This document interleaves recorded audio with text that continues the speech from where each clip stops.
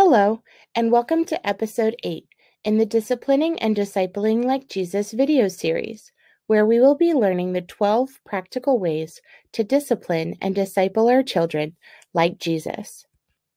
If you would like a brief overview of this series, check out Part 8 from the Gospel-Based Parenting playlist, which answers the question, How does Jesus discipline? I'll go ahead and put a link below in the description. These are the 12 ways that Jesus disciplined or taught his disciples.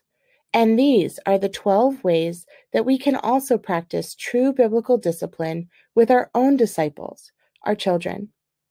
Today, we will be learning how to rebuke like Jesus.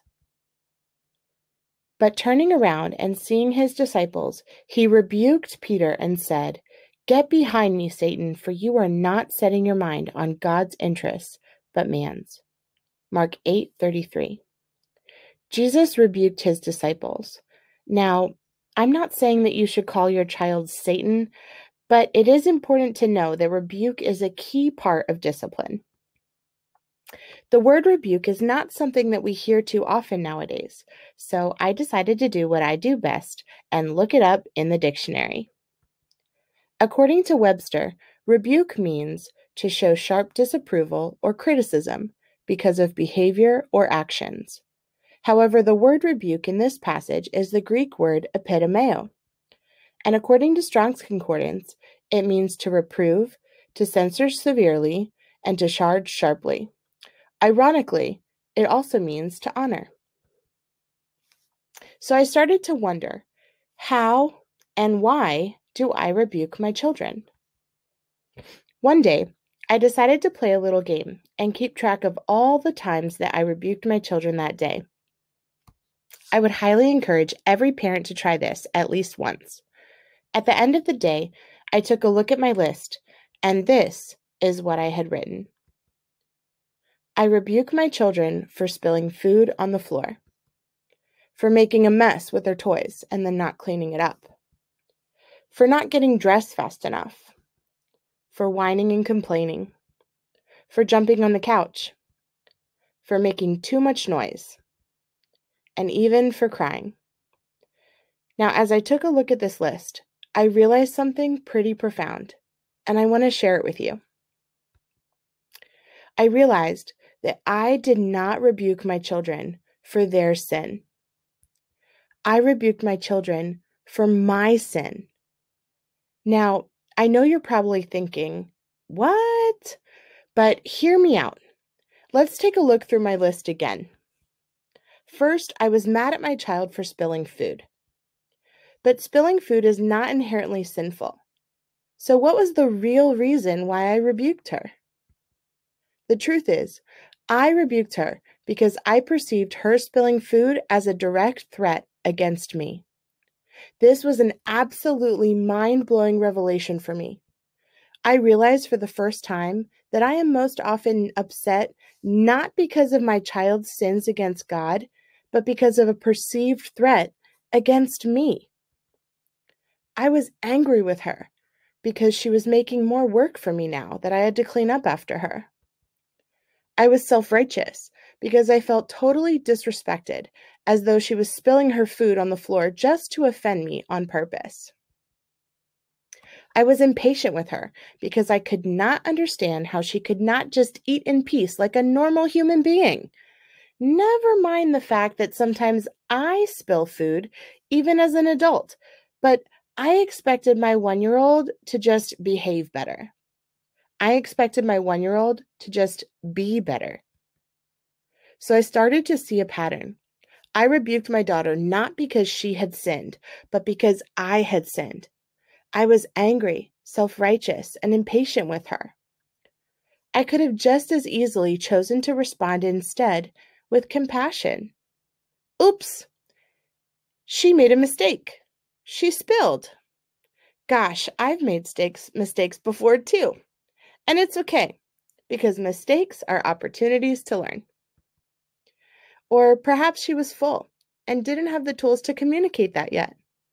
I could have compassion for the fact that she was communicating in the best way that she could, by putting the food that she did not want to eat anymore as far away from her as possible. Pretty intelligent if you think about it. I could have been inspired and amazed, thinking, wow, she's practicing a new skill. Pouring is really challenging for her, but I know that the more that she practices, the better she will get. Perhaps she's exploring the new textures of her food, and I could have been amazed at how creative and curious she is. And I also could have been patient, humbly observing. My daughter is having a hard time right now, and she needs me to add calm to her chaos. I revisited my list again, making a mess with the toys. The root behind why this bothered me so much was because people were coming over, and I was dealing with my own pride in wanting my home to look perfect for my guests. Not getting dressed quickly enough, I could see my own impatience on full display.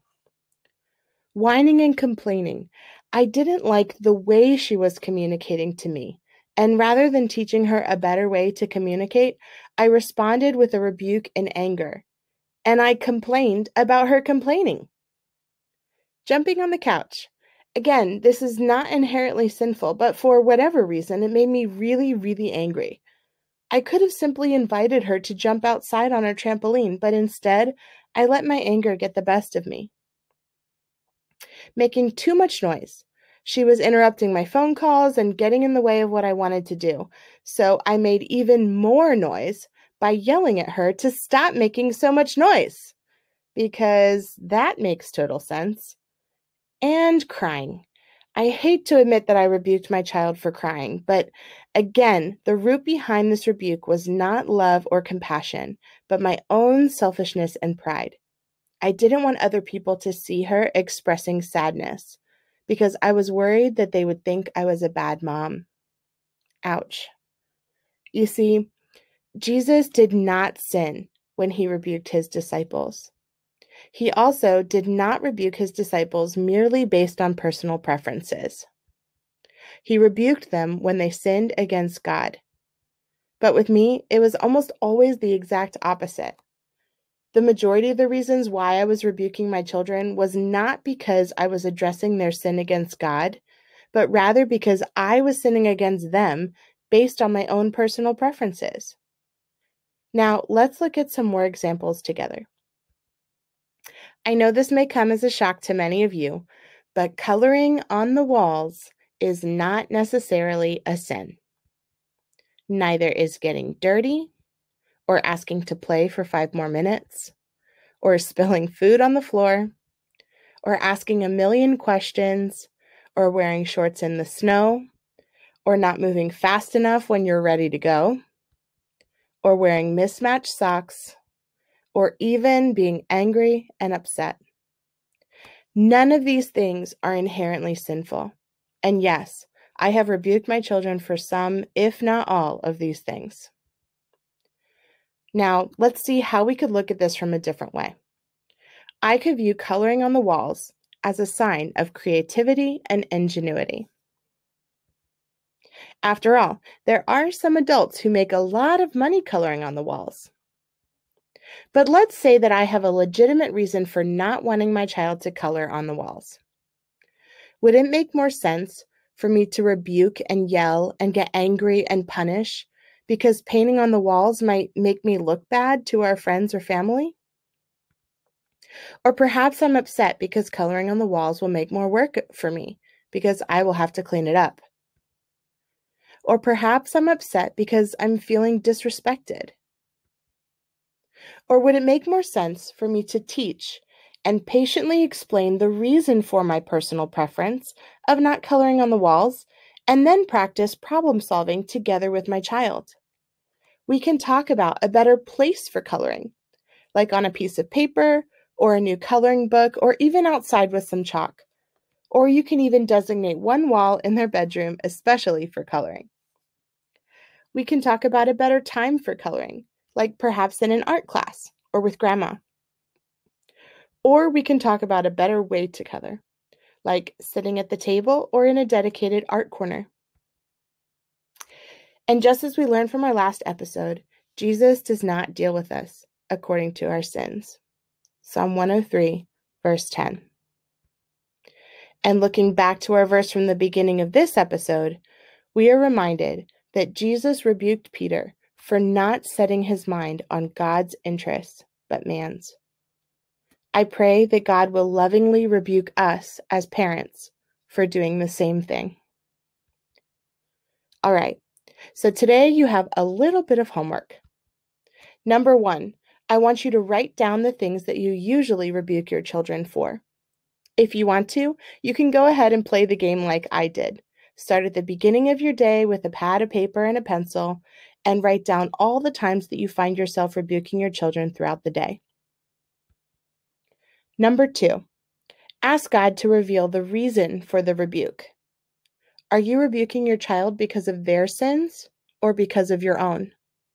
Are you rebuking them for sinning against God or because of a difference in personal preference? And number 3, repent of any sin in you that God is revealing. Parenting is one of the most sanctifying journeys that we will ever go on, and this is a great opportunity for us to reflect on the ways that we have sinned in trying to discipline our children with rebuke. Number 4, pray that God will teach you to rebuke like Jesus. We will absolutely need to rebuke our children at some point, but my hope is that through watching this video, you can be aware of the reasons why you rebuke your children and the reasons why God rebukes his children, us. And as we seek to discipline and disciple our children like Jesus, it's important that we can reflect on our daily practice as parents and continue to strive to be living examples of the love of God, which is patient and kind. And this concludes part 8 in the Disciplining and Discipling Like Jesus video series. Take some time to leave a comment sharing the things that you most often rebuke your children for. And be sure to check out part 9, where we will be learning to discipline or teach our children through correcting. This video series is based on my book, Gospel-Based Parenting, which is available for purchase on Amazon.com. You can also download a copy of my book from my website, www.peacefulworldschoolers.com. Every chapter includes a list of reflection and application questions that are meant to inspire discussions between you and your spouse, your small group, or even your church. These discussions are so important, and they will help you to reflect on your own personal experiences, analyze your own biases or preconceived ideas, and apply biblical truths in a way that will transform your family as you live out the gospel of Jesus Christ. And if you have enjoyed this series so far, please like this video and subscribe to my YouTube channel so that you'll be able to continue to receive updates on my latest videos.